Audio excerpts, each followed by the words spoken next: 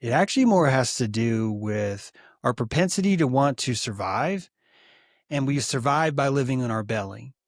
And we're embarrassed to live in our belly, so we need to create stories as to why we're going to be in our belly. And I'm not insulting anyone. I'm just telling you how psychology works. It's no different than if a tornado happens and you look at your 5-year-old boy and you say it's going to be okay.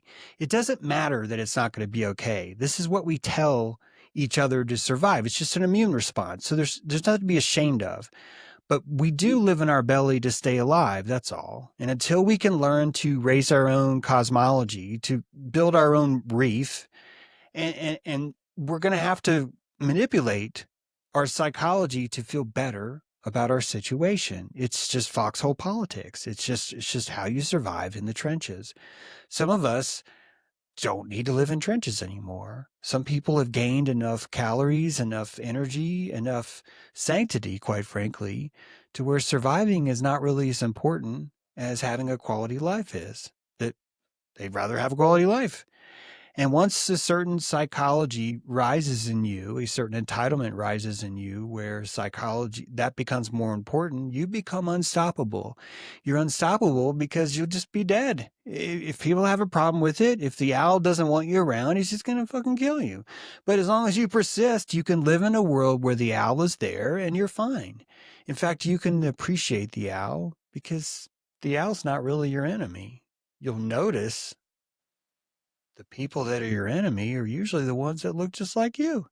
They're the ones that are telling each other stories about owls and insisting that we have to watch out for the owls because this is the same kind of psychology principle that we need to live in a foxhole with other people. We need to create a scarecrow that's not living in this foxhole, so we need to create this master owl that does this thing. Now, are people out to get you? Of course. You're living in the fucking jungle. But all of us are living in the jungle. So there's always going to be a predator there, but that's not a definition of it's broken or that it's controllers or that the controllers have an unfair advantage. We don't see a jungle full of nothing but jaguars. There's not like 3 trillion jaguars in the jungle and nothing else. Why not? Because it's balanced. There's a very important sense of balance. Now, here's the clue. Here's the clue. If you look at any society that has ever survived, ever, it has one thing in common. I'm talking about from the most brutal societies in the world with the least amount of human rights to the greatest. All societies that persist have always had only one thing in common, only one, and it is upward mobility. The ability for a society to thrive is based on the ability for its lower end to be able to rise up into its upper end. How much of that? It's a torus. It's just an energy torus.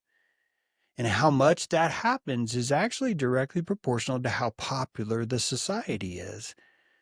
Because mankind is the one that says, this is the society engine that I need to reach my upward mobility. People think vultures can just fly anywhere. They can't.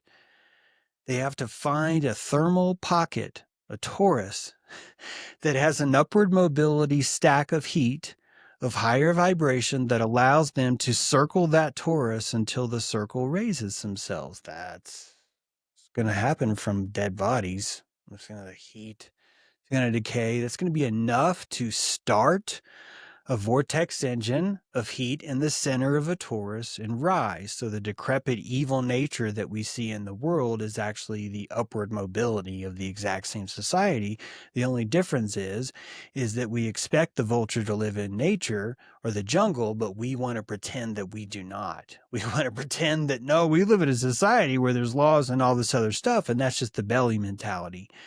Once you come out of the belly mentality, you notice that the apex predators are actually the ones that are the least threat to you overall because they're so predictable. An apex predator doesn't really have anything to fear